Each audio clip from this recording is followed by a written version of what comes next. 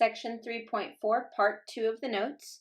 We're going to focus here on graphing polynomials.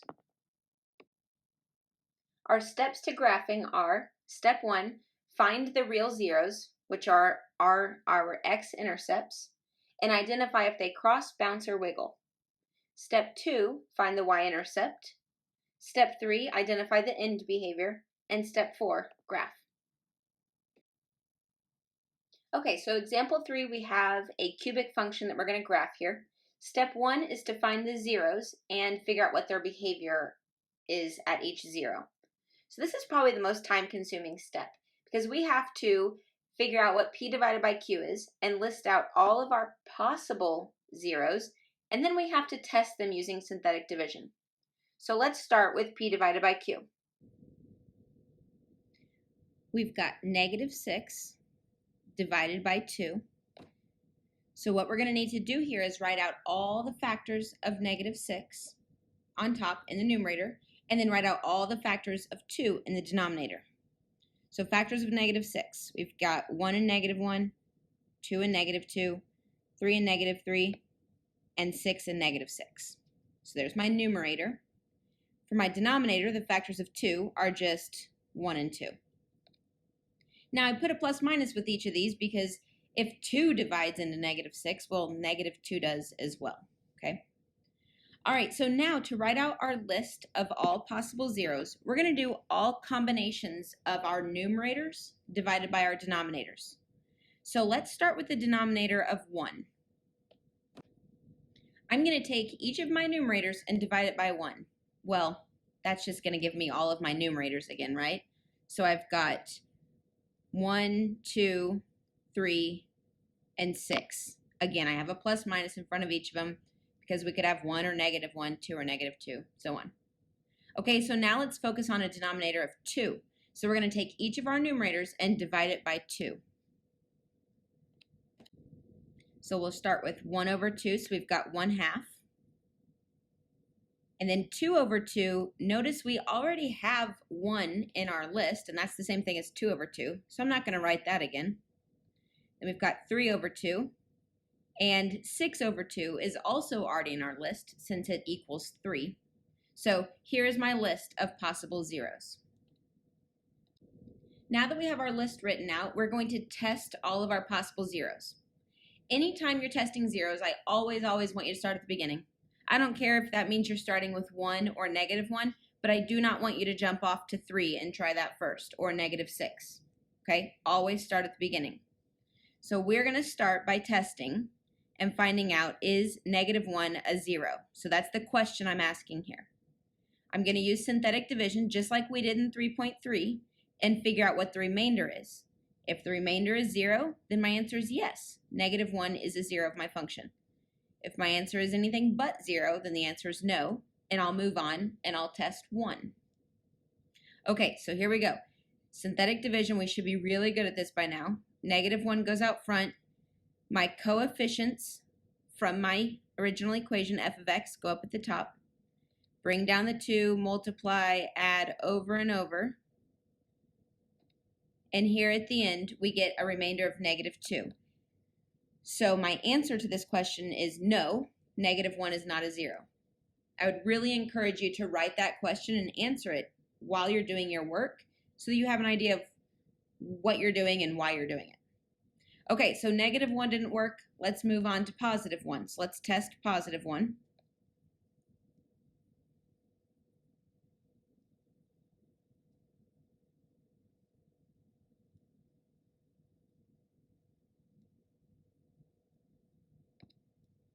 And this time we get yes, +1 is a 0.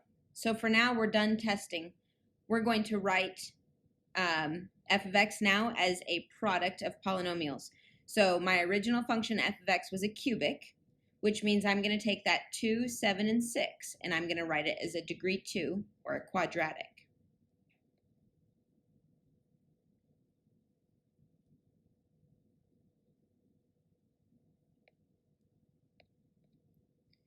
So what I just did was I took my original problem, f of x, and I rewrote it as the product of 2 polynomials. So f of x is the same thing as 2x squared plus 7x plus 6 times x minus 1.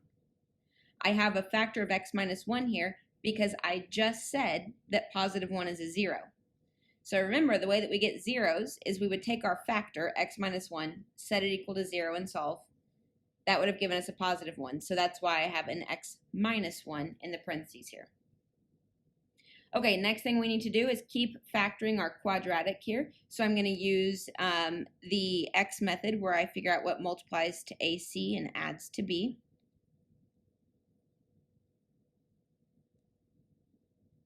Rewrite the 7x term as 4x plus 3x. Pull out a GCF from the first two and the last two.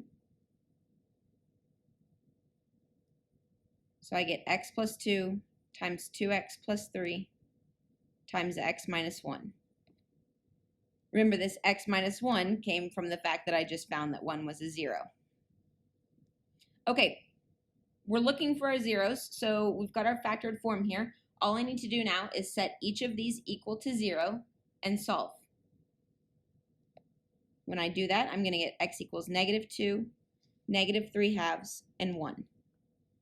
All of these are going to cross whenever they get to the x-axis because they all have multiplicity of 1.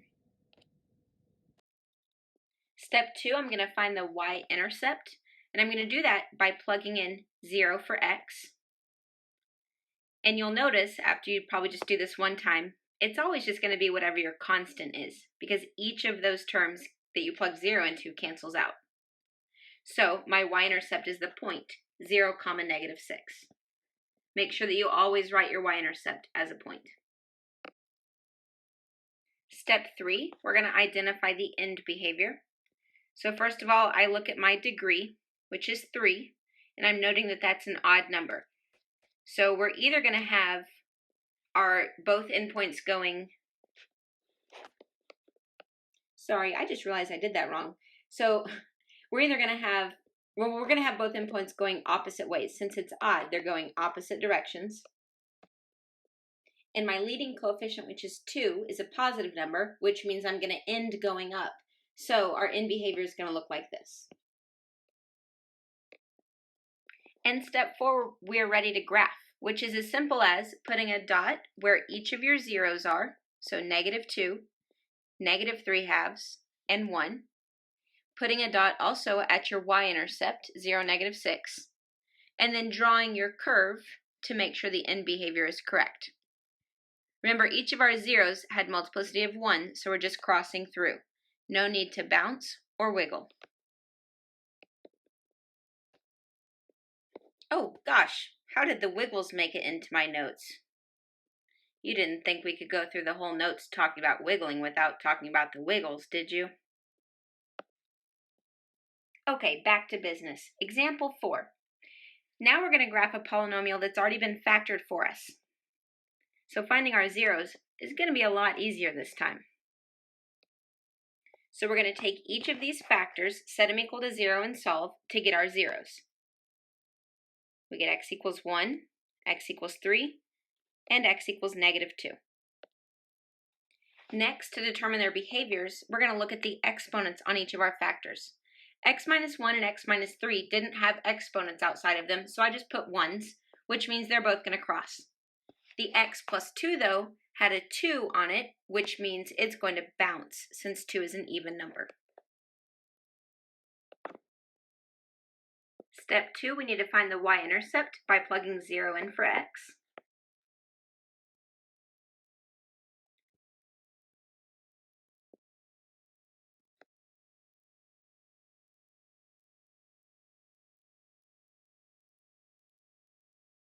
And we get a y-intercept of the point 0, negative 12. Next, to identify the end behavior, we're going to have to think a little bit about the degree here, since this function is in the factored form. We just need to add up these exponents on our factors. So we're going to have degree 4. 1 plus 1 plus 2 is 4. 4 is an even number, so we're either going to have both of our arrows going up or both of our arrows going down. To get our leading coefficient, we're just going to multiply the first term in each of these. So x times x times x times negative 1, which is out front, and we get negative x to the third, Remember, we're just looking for our leading coefficient, which in this case is going to be a -1. So -1 is negative, which means that my endpoints need to end going down. So we have this for our end behavior, down, down. And now we're ready to graph.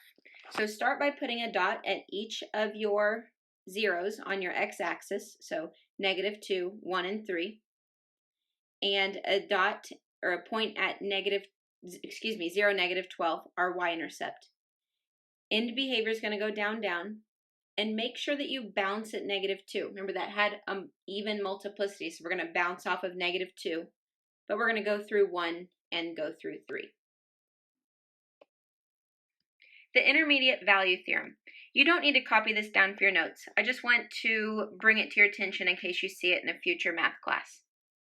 If f of x defines a polynomial function with only real coefficients, and if for real numbers a and b, the values f of a and f of b are opposite sign, so one of them is negative and one of them is positive, then there exists at least one real zero between a and b.